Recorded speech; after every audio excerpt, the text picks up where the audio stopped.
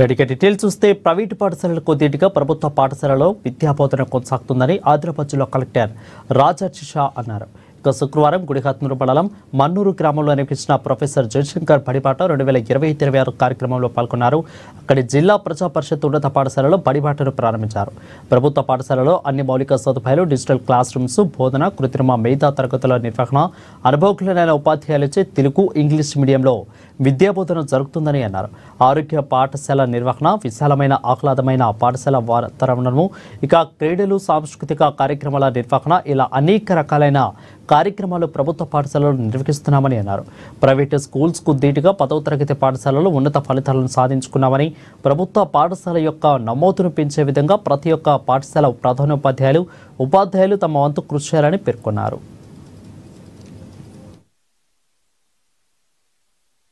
So బడిబాట ఉద్దేశం ఏమున్నాయి ఇందాక డిఓ గారు కూడా చెప్పారు. ముఖ్యంగా సంతోష్ గారు కూడా ఈ స్కూల్లో ఏవైతే అచీవ్మెంట్స్ ఉన్నాయో దానికి చాలా డీటెయిల్ గా కూడా మన అందరి మధ్యలో కూడా వివరించారు.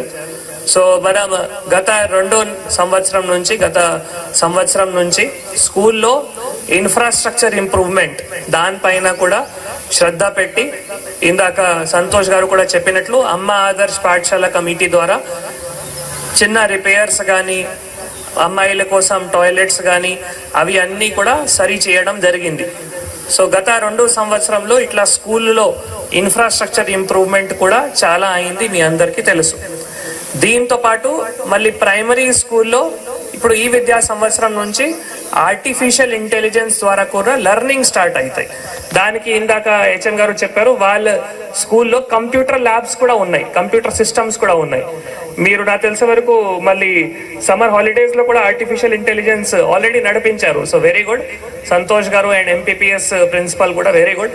సో సమ్మర్ టైంలో కూడా ఆర్టిఫిషియల్ ఇంటెలిజెన్స్ క్యాంప్ కూడా నడిపించారు.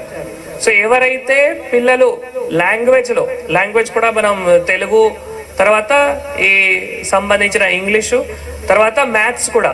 సో ఈ లాంగ్వేజ్ లెర్నింగ్ లో కానీ, మ్యాథ్స్ లెర్నింగ్ లో కానీ ఎవరైతే పిల్లలు వెనక ఉన్నారో ఆ పిల్లలకి మళ్ళీ ఆర్టిఫిషియల్ ఇంటెలిజెన్స్ ద్వారా కూడా బోధనం అవుతాయి. ఈ మనం మొన్న సమ్మర్ క్యాంప్లో, సమ్మర్ హాలిడేలో కూడా చేయడం జరిగింది. ఇప్పుడు ఈ అకాడమిక్ ఇయర్ లో కూడా అట్లా చేయడం జరుగుతాయి. దీంతో పాటు ఈ స్కూల్లో పిఎం శ్రీ ద్వారా కూడా రకాల ఇన్నోవేషన్స్ కానీ, కిచెన్ గార్డెన్ కానీ, లేదు ఎక్స్పోజర్ విజిట్స్ కానీ, కంప్యూటర్ ల్యాబ్ కానీ అవి అన్నీ కూడా రావడం జరిగింది.